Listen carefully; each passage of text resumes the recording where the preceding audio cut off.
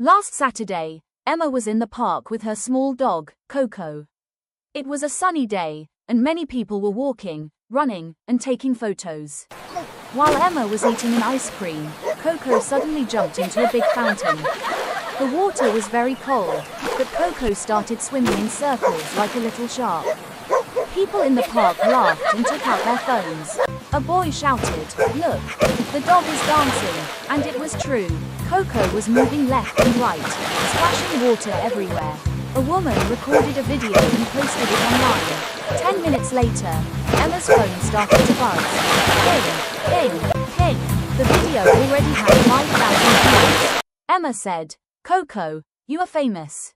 Coco barked happily, but then he jumped again, this time into a puddle of mud.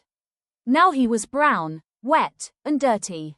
People laughed even louder, and another video went online. 1 hour later, Coco had 1 million views. Look at him go! He is so muddy! That night, Emma looked at Coco and said, "You went to the park and became a star."